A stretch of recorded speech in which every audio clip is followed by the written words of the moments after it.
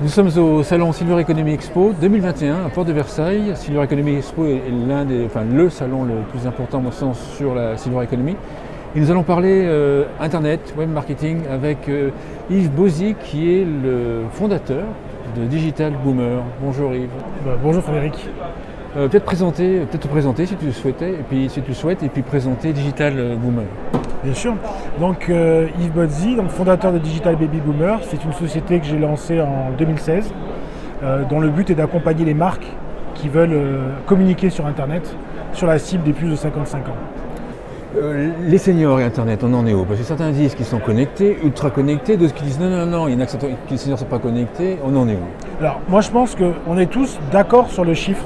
C'est est-ce que tu décides de voir le verre à moitié plein ou le verre à moitié vide? Je me rappelle la première étude qu'on avait faite en fin 2017, on s'était aperçu qu'il y avait 3/4 des seniors qui étaient connectés. Donc moi je disais bravo, c'est super. Et au même moment, l'association Les Petits Frères des Pauvres publie une étude en disant 1/4 des seniors ne sont pas connectés. On avait le même résultat, ça dépend de si tu veux être optimiste ou pessimiste. Donc ils sont de plus en plus connectés. Alors il y a bien sûr, comme tu le sais, deux typologies de seniors. C'est sûr que on va dire que le senior de plus de 80 ans, ça va être une attitude un peu individuelle qu'il a face aux nouvelles technologies. Est-ce qu'il aime ou est-ce qu'il n'aime pas? Quand la génération boomer, pour beaucoup, ils ont connu Internet et l'informatique dans leur carrière, et donc ils ont un point de vue complètement enthousiaste par rapport à Internet. Et puis il y a cet événement inévitable qui a été le Covid et les confinements, où il y a eu une utilisation d'Internet quasi obligatoire, puisqu'on était confinés, et qui a touché aussi les seniors. Nous, on a profité du confinement pour lancer un nouvel outil qui s'appelle Data Baby Boomer. On a voulu faire une étude sur justement comment les boomers avaient vécu ce confinement et leur rapport à Internet. 85% ont estimé que Internet avait été devenu inévitable pour eux, indispensable. Donc forte utilisation pour communiquer, WhatsApp, Skype, Messenger, par le confinement, là aussi obligatoire. Donc oui, ils sont connectés, c'est indéniable. Est-ce qu'ils ont le même usage d'Internet que les jeunes générations? C'est une très bonne question. Je pense que déjà, il y a comment ils ressentent Internet. Je pense que si on pose la question à des actifs, comment vous vivez Internet, les actifs peuvent dire Internet c'est bien, mais c'est aussi mon outil de travail, c'est aussi un objet d'addiction, et donc on peut avoir un rapport ambivalent par rapport à Internet. L'impression qu'on a, c'est que chez les seniors, il y a un rapport plus enthousiaste en disant Internet va m'apporter des choses. Je peux trouver des informations sur Wikipédia, je peux prendre des billets en ligne, je peux communiquer avec mes petits-enfants grâce à Internet. Voilà, les seniors ont connu l'âge d'or de la télé, ils prennent ce Internet comme un média avec beaucoup d'avantages et n'en voient pas les inconvénients majeurs qu'on pourrait voir nous, de notre côté. Dans la continuité, est-ce que tu vois des marques, de plus en plus de marques, s'intéresser aux seniors et Internet, ou utiliser Internet pour cibler les seniors? Oui, j'ai l'impression que plus aucune marque ne peut dire pour l'instant on se passe d'Internet. Ils savent qu'en fait c'est inévitable, au moins dans les années à venir. Alors on recule, parfois certaines marques reculent en disant on fait encore beaucoup de business via le papier, via la télé, via la radio, on sait qu'on va devoir y aller, mais voilà, c'est inéluctable. Alors parfois il y a un phénomène qui est de dire le premier qui dégaine, les autres vont devoir suivre, en se disant mais qui est le premier à dégainer? Mais une fois qu'un acteur d'un secteur a dégainé sur le digital, en général les autres suivent. Si je suis un nouveau client, et je me dis voilà, je veux cibler mes clients par Internet, je suis ton client, ton nouveau client, il se passe quoi pour moi? Avec toi, je commence par quel type d'étape? Parce qu'en fait, il y a Internet et Internet. C'est tellement vaste. Comment est-ce que tu fais pour... En général, il y a déjà quelque chose c'est ce qui fait la fortune des GAFAM. C'est quand tu commences à faire Internet, tu commences par les choses où tu n'as pas forcément besoin d'intermédiaire. Et tu commences là où tout le monde est, c'est-à-dire Google. Donc, il y a à mon avis... Et là, je prêche pas pour ma paroisse parce qu'on ne travaille pas forcément, nous, sur le search et AdWords et voilà, les moteurs de recherche. Mais beaucoup d'annonceurs vont commencer par Google. Pourquoi? Parce qu'on a un tunnel de conversion, tout acte d'achat a un tunnel de conversion, avec tout en bas l'acte d'achat, et forcément tout le monde se focalise sur l'acte d'achat. On prend l'exemple de l'EHPAD. Si tu tapes sur Google place d'EHPAD, c'est parce que tu es dans une démarche d'aller trouver une place d'EHPAD, peut-être pour tes proches, et donc tu es intentionniste. Donc, tout le monde se focalise sur Google, c'est ce qui a fait sa fortune, le système d'enchères et tu payes au clic. Donc en général, tout le monde va commencer par Google.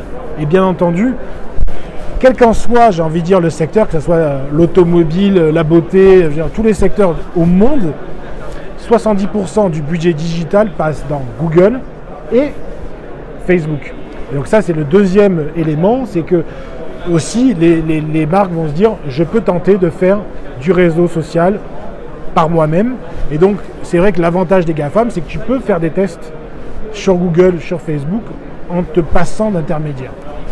Voilà. Mais il me semble qu'en faisant ça, tu passes, effectivement, comme tu l'as dit, à côté d'autres leviers du digital qui sont importants à travailler, il me semble aussi.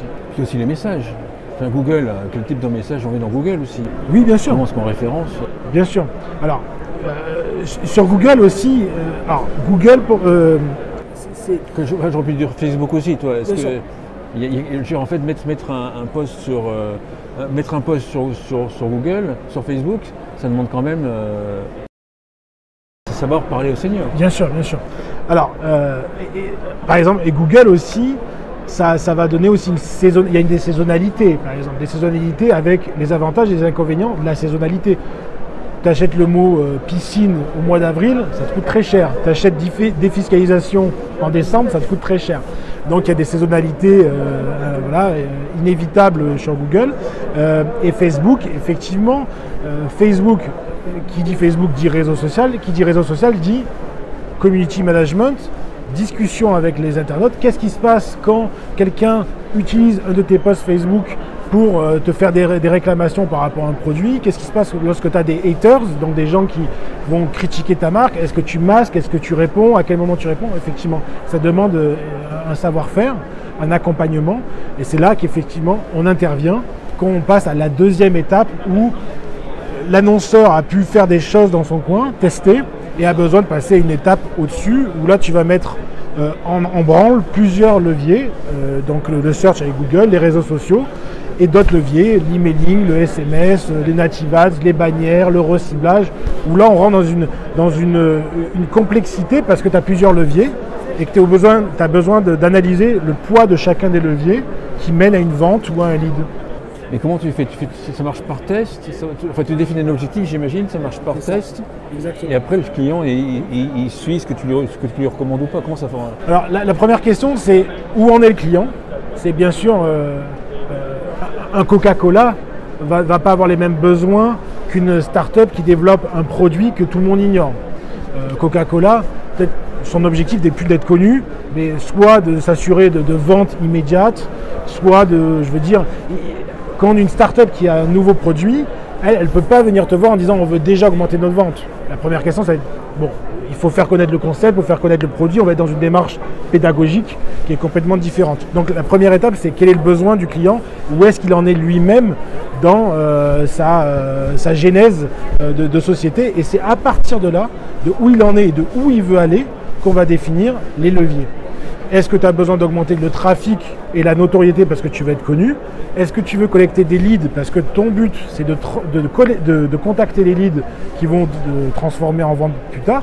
Est-ce que tu as besoin de ramener du trafic en point de vente physique, en agence ou en magasin parce que tu sais que tes ventes se font en point de vente physique? C'est par rapport à ces besoins qu'on va activer des leviers. Ensuite, bien sûr, l'avantage, il me semble, du digital, c'est que tu peux suivre chacune des actions. Et c'est le fameux tracking qui est indispensable à mettre en place. Logiquement, sur 1 euro investi, ton prestataire doit te dire ce que ça t'a rapporté. D'accord. Beaucoup de startups se disent, voilà, je lance la Silver Economy, je vais vendre par Internet. Est-ce que ça suffit? Est-ce que ça suffit? Est-ce que c'est une étape, j'imagine. Je ne sais pas, indispensable ou pas, mais est-ce que ça suffit en fait? Est-ce qu'il n'y a pas à un moment donné, il faut qu'ils aient un réseau de distribution ou autre chose? Comment est-ce que tu vois le... Alors, pour moi, Internet, j'aurais tendance à dire Internet est inévitable, mais il est à mettre au même rang que les autres leviers. Par exemple, le porte-à-porte, qui est le porte-à-porte qui a existé de tout temps, me semble être un levier, une démarche commerciale à ne pas négliger. Donc il faut prendre le digital et le comparer aux autres leviers.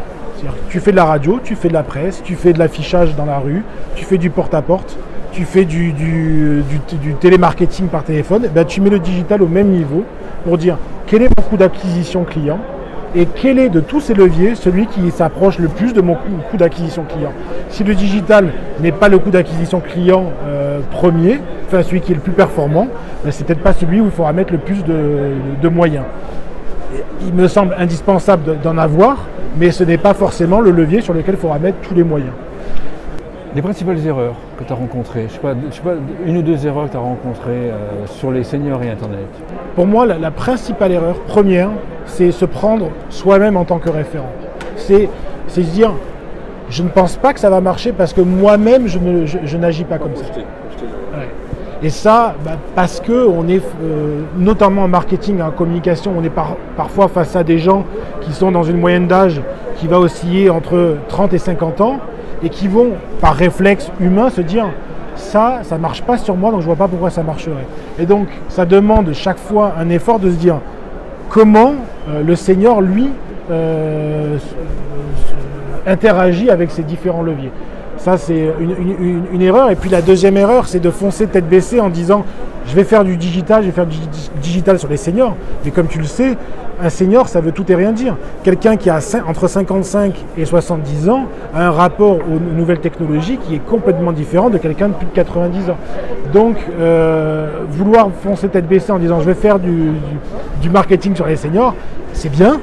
Ensuite, il faut creuser. On passe 2 minutes sur Data Baby Boomer. C'est Data Baby Boomer. Hein. C'est ça, Data Baby Boomer. Pourquoi tu as lancé cette offre et de quoi il s'agit? Mais écoute, alors c'est un terme qui est maintenant vu et archivu, mais le terme disruptif me plaît quand même pour décrire Data Baby Boomer. Je me suis aperçu qu'il y avait énormément d'acteurs des études de marché et des enquêtes, et que le service rendu n'était pas toujours à la hauteur par rapport au prix. Et donc je me suis dit qu'il y avait quelque chose à faire sur les études de marché et sur les enquêtes, en venant avec un produit abordable, actif et activable à la demande en très peu de temps. Et donc le but, c'est de dire, voilà, on peut faire des études de marché, c'est accessible, ce n'est pas parce que vous êtes une start-up ou une PME que vous ne pouvez pas vous payer une étude de marché ou une enquête. Et donc on peut le faire avec peu de moyens et de manière assez active. Ce que je trouve intéressant, c'est permettre à des startups qui n'avaient pas les moyens de le faire de pouvoir maintenant avoir accès à des chiffres quantitatifs de sondage. Totalement. Et c'est surtout se dire, comparer le prix d'une étude de marché qui va vous donner des riches enseignements versus se lancer dans un projet.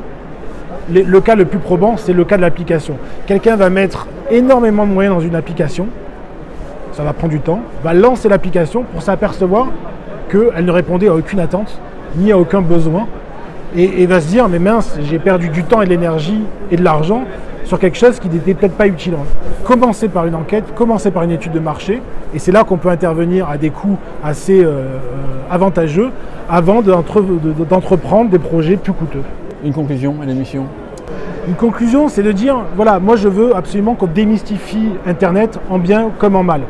Je veux de plus en plus dire, c'est un levier, c'est un support comme les autres, il faut le traiter comme un média comme les autres, avec quels sont les avantages et quels sont les inconvénients. Merci. Merci à toi, je rappelle que tu es fondateur dirigeant de Digital Boomer. Merci beaucoup. Merci Frédéric.